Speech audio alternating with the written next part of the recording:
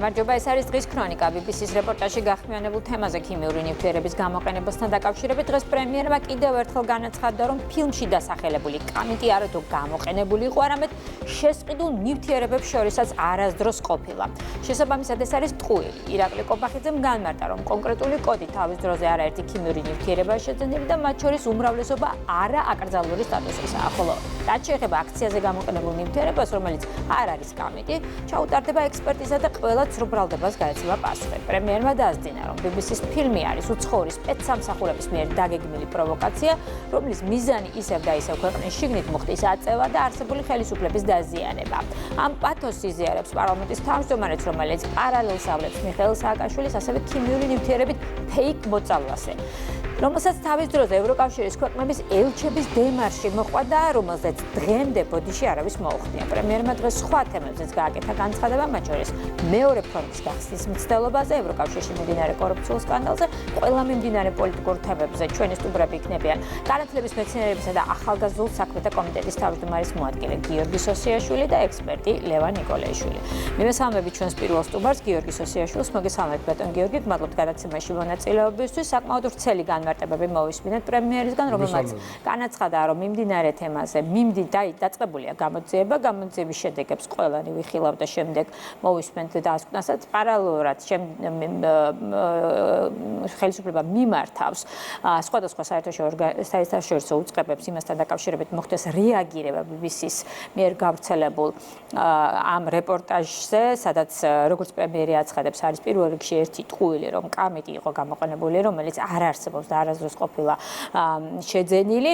მოკლედ, როდესაც გამოქვეყნდება დასკვნა, ოპონენტებისთვის მაინც არ იქნება ის გადაწყვეტი მნიშვნელობის, რა მიგაჩნიათ ამ პრევენციის მექანიზმად, რომ ქვეყანასა და არახელისუფლებას მიადგეს ზიანი ამ თემიდან გამომდინარე. მოგესალმებით კიდევ ერთხელ, მივესალმებით ჩვენს ძვირფას მაყურებელს. წარმოუდგენელი შეურაცხყოფა, წარმოუდგენელი ბულინგია, პირდაპირ გეტყვით და საოცარია, ხო, როცა ამხელა მაუწყებლობის კორპორაცია საქართველოში თავიანთი ასე ვთქვათ წარმომადგენელი აი ამ ჩახუნაშვილების ჭორაობაზე აგებენ ამხელა შეურაცხყოფას, ამხელა ცილის სწავლებას ჩვენი ქვეყნის წინააღმდეგ. ეს არ არის მხოლოდ საქართველოს ხელისუფლების წინააღმდეგ მიმართული დემარში და ნაბიჯი, ეს არის ჩვენი ხალხის, ჩვენი სახელმწიფოს შეურაცხყოფელი, ასე ვთქვათ, ნაბიჯები და ბუნებრივია მათ ამაზე მოუწევთ პასუხისგაცემა, იმიტომ რომ ხედავს ახლა ხო როგორი ესე ვთქვათ არანაირი კვლევას არ ეფუძნებოდა ამ ჩახუნაშვილმა უცბად შეცვალა თავისი ასე ვთქვათ ჩვენება და ძალიან რიტორიკა უცბად შეიცვალა, როგორც კი აღმოჩნდა რომ ესე იგი სახელმწიფო უსაფრთხოების სამსახურმა დაიწყო გამოძიება და ეს ასეც უნდა ყოფილიყო მყისერად, იმიტომ რომ სუვერენულ სახელმწიფოში ბუნებრივია ამ საკითხს ესე მარტივად რა თქმა უნდა არავინ არ მიუყურებდა და შესაბამისად მან თქვა კიდეც განცხადებაში რომ ესე იგი ლიტერატურაც კი არ მაქვს საკითხულიო ისე გადასცა ეს ჭორაობის დონეზე, ეს ბრალდება და შემდეგ აი ამ BBC, რომელიც ვიმეორებ არის უზარმაზარი სამაუწყებლო კორპორაცია, აი ესე რაღაცა ფეიქ ტელევიზიის რაღაცა როლში შევიდა და დაიწყო მსგავსი შეურაცხყოფა და ცილისწამებლური კამპანია. თუმცა მე მეორე კუთხით რომ შევხედოთ ახლა პირდაპირ აი სპეცსამსახურების ხელწერა. სპეცსამსახურების ხელწერა და იმ კამპანიის გაგრძელება, რომელიც აი ამ ხნის განმავლობაში მიმდინარეობს ჩვენი ხალხის წინააღმდეგ. დამაშანტაჟებელი კამპანია, დამაბულინგებელი კამპანია, რომლის თავარი მიზანი არის ხელისუფლების როგორღაც და რამენაირი მეთოდით შეცვლა, ქვეყანაში არეულობის შემოტანა და იმ მათთვის სამუკვარი მიზნის განხორციელება, რომელიც ემსახურებოდა მეორე ფრონტის გახსნას და თავიანთი აგენტურული ძალის მოყვანას საქართველოს ხელისუფლების სათავეში ძალიან მარტივად განახორციელო მათთვის სასურველი ნებისმიერი სცენარები. ეხლა თუ გადავხედავთ იმ სიტუაციას, ხო, აი ამ ძალების ამ ხალხს, რომელიც ძალები უმაგრებენ საქართველოში მყოფ აგენტურას და ასევე გარეაქტორებს, ვინც ესე ჩვენს დაბულინგებაში არიან ესე გაწაფულნი და მეტი საქმე თითქოს არაფერი არ აქვს ქართული ხალხის წინააღმდეგ აი ამ გამოხტომების გარდა, აი ამათ უკან დგას ძალა, რომელმაც პირდაპირ ფეხქვეშ გათელა და მიწასთან გაასწორა ევროპის ასე ვთქვათ ავტორიტეტი, ისევ ევროპელი მაღალჩინოსნების ხელით. არ გეგონოთ ახლა ვინმე ჩამოსული ევროპელი მაღალჩინოსნების ხელით მოახდინეს ევროპის დისკრედიტაცია, ევროპის იმიჯის შელახვა და მეცაც გეტყვით, რომ ახლა წარმოუდგენელი ამბავია, ხო, შვეიცარიის საბანკო სისტემა მიწასთან გაასწორეს, მისი ავტორიტეტი ცნობილი პროცესებს გულისხმობდა. ახლა რა უნდა გაგვიკვირდეს, ახლა მათთვის არც BBC-ა ავტორიტეტი, არც შვეიცარიის საბანკო სისტემა და არც ევროპის ასე თქვა სტრუქტურები, სადაც ხედავთ რაც ხდება, რა მდგომარეობაში არიან, რა ფაქტები გამომზეუდა და მოკლედ აი წარმოუდგენელი ამბები ხდება. ასე რომ როგორც უნდა მოხდეს თავმოყარი სუვერენულ სახელმწიფოში ხდება ისე რომ ჩვენ მყისიერად დავიწყეთ ამაზე საგამოძიებო პროცესი, სახელმწიფო უსაფრთხოების სამსახურს გულისხმობ თავისთავად ცხადია და ბუნებრივია რომ ყველაფერს თავის სახელი დაერქმევა და როგორც განაცხადა ბატონმა პრემიერმა ჩვენ მიმართოთ ბრიტანეთის კომუნიკაციის მართლმსაჯულებელ კომისიასაც და შესაძლოა უკვე საერთაშორისო მართლმსაჯულებელს, იმიტომ რომ ეს არ უნდა დარჩეს პასუხგაუცემელი. ჩვენ თავმოყარი ხალხი ვართ, სუვერენული სახელმწიფო ვართ, ამხელა ისტორია გვიმაგრებს ზურგს და ესე ვიღაცის ძალიან დიდი ბოდიში ბოდვაზე ააგო ამხელა ცილისწამებული კამპანია და მე ეს ამ საინფორმაციით მოწამლა მთელი მსოფლიო და საქართველოში დახატო რაღაც აპოკალიფტური სურათი.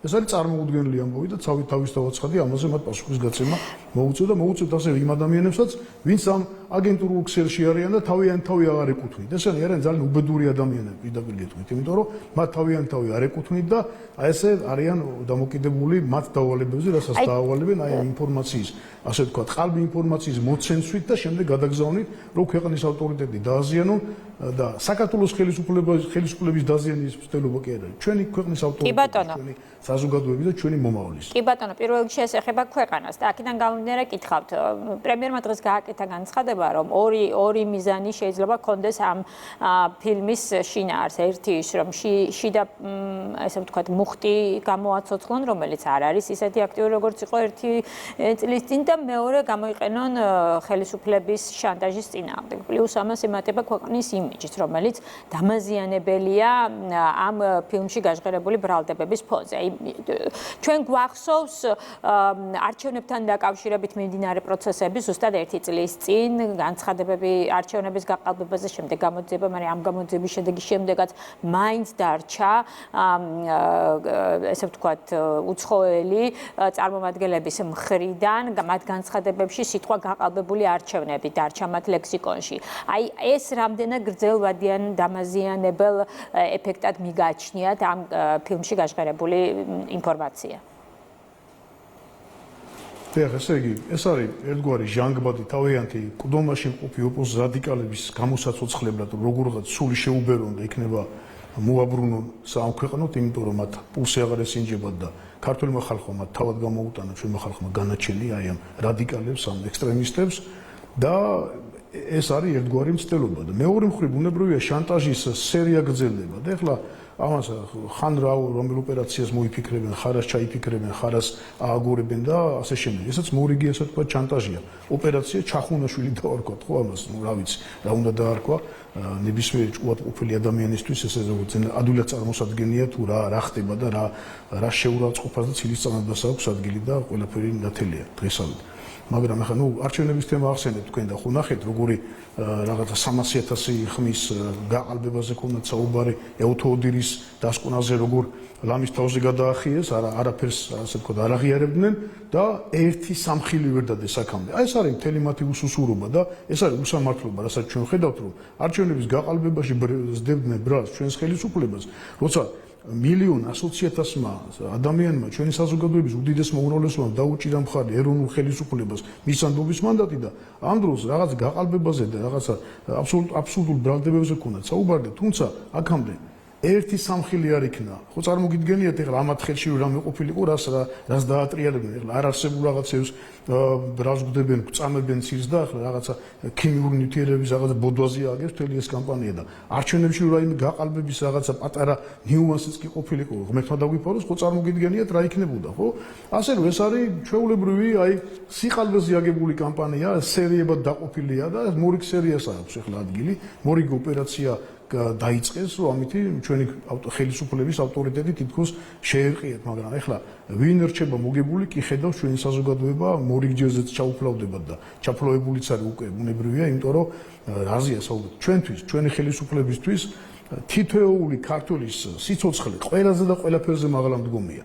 და ამიტომაც არის გაცხადებული ჩვენი მიზნები, რომ ჩვენი სტრატეგია არის ორიენტირებული ჩვენს ეროვნულ უსაფრთხოებაზე, ჩვენი ხალხის სამშვიდობოს გაყვანაზე და არა რასთან გვაქვს ხო ხედავთ. ამიტომაც მე ვფიქრობ, რომ დაუძველდათ ეს მეთოდები და BBC კი არა, ვინც არ უნდა ჩართონ და ვისაც არ უნდა დაავალოს აი ამ ბნელმა ძალამ ჩვენი ხალხის წინააღმდეგ მორიგი აი ამ ბინძური კამპანიის საგორება, ბუნებრივია ვერაფერი ვერ გამოვუვათ, იმიტომ რომ ჩვენი ხალხი არის მოწოდების სიმაღლეზე, საკმაოდ მყარად ვდგავართ და მეგობრებია რომ ეს ვერანაირ შედეგს ვერ გამოიგებს. გიორგი სოსიაშვილი პასუხობდა ჩვენს კითხვებს, მადლობთ გადაცემაში მონაწილეობისთვის. მივესალმები ლევან ნიკოლეიშვილს, რომელიც შეგვერთდება ახლა სტუდიაში.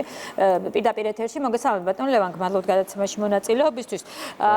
პრემიერმა დღეს, როგორც გითხარით, ორი მიზანი დაასახელა BBC-ს რეპორტაჟის ერთი ეს არის მუხტის გაღვივება და მეორე ხელისუფლების წინააღმდეგ შანტაჟი. ამავე თემას შემდეგ უკვე გაგრძელებად მოყვა მეორე ფრონტის გახსნასთან დაკავშირებით მიმდინარე მოვლენები, რომლის ეპიზოდიც დღეს კიდევ ერთხელ გაიხსენა პრემიერმა ამერიკის შეერთებული შტატების ელჩთან შეხვედრის საუბარი, იქ გაჟღერებული განცხადებები.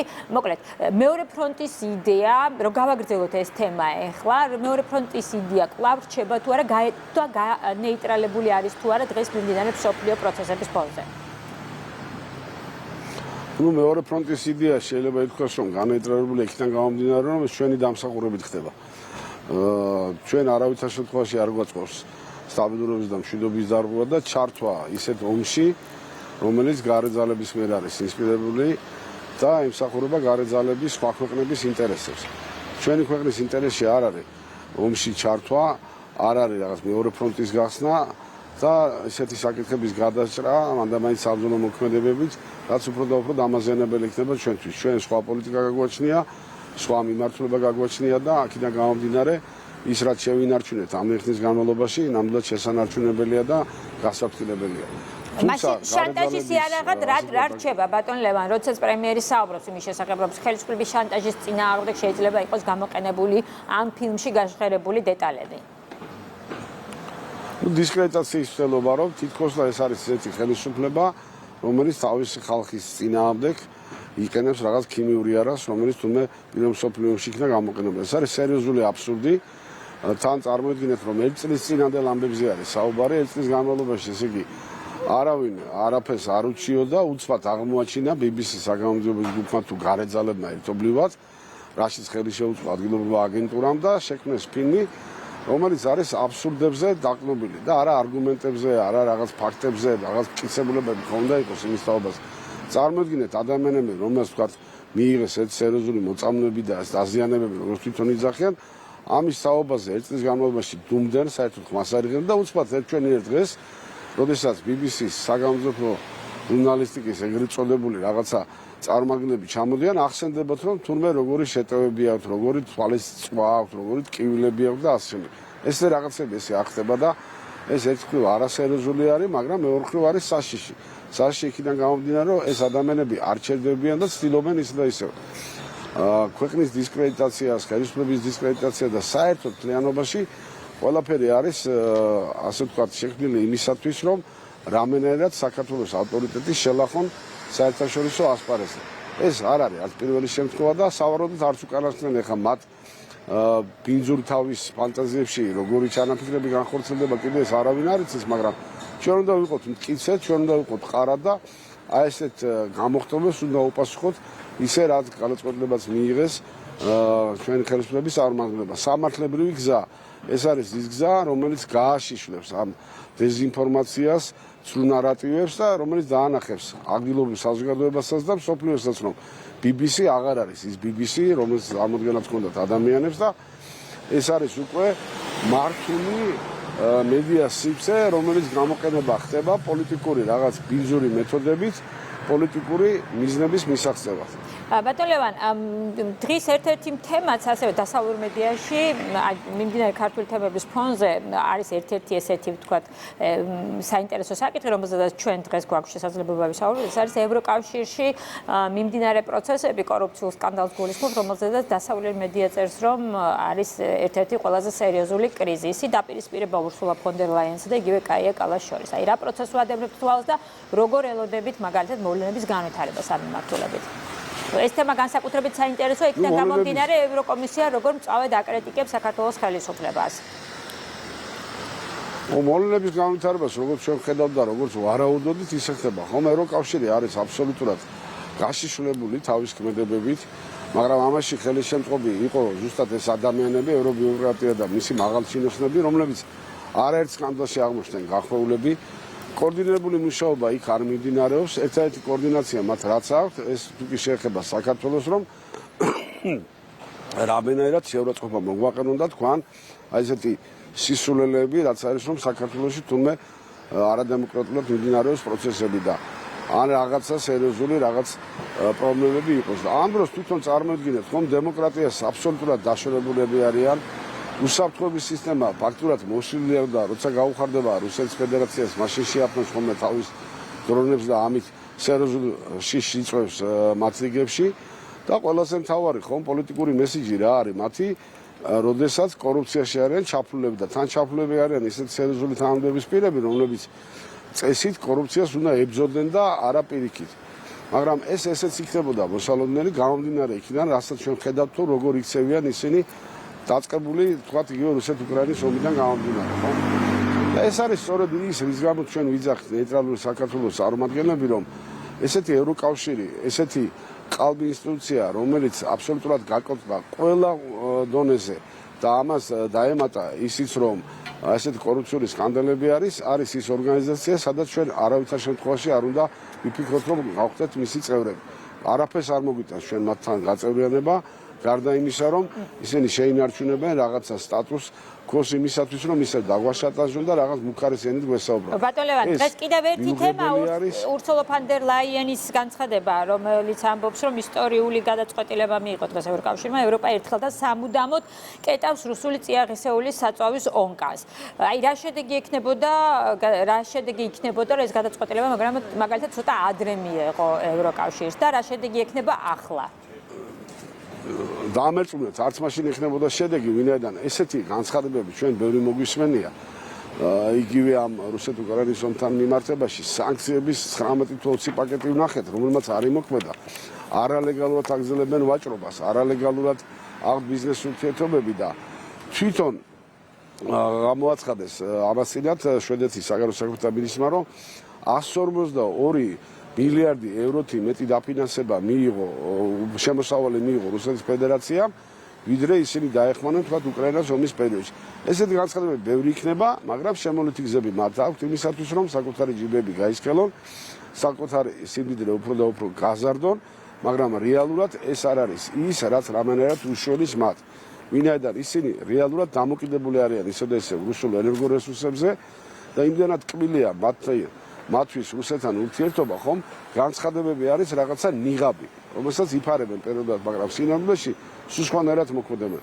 ასე რომ ეს ერთი წლის წინ იქნებოდა ეს განცხადება გაკეთებული, თუ დღეს გააკეთებენ ამ განცხადებას, ეს არ არის ის გზა და ის საშუალი, რაც რამენერად ევროკავშირს და მათ ლიდერებს სახეს შეუნარჩუნებს. ეს არის ფასადური, ეს არის რაღაცა ბლეფი. გასაგებია. დიდი მადლობა ლევან ნიკოლაიშვილი. რამენერად ემსახურება არაფერს. ლევან ნიკოლაიშვილი საუბრობდა პირდაპირ ეთერში. ასეთ იყო მოვლენათა ქრონიკა ამ დროისთვის. გაეცანით ყველა სიახლეს იმედი ნიუზში და მე ხვალამდე გემშვიდობებით ნახვამდის.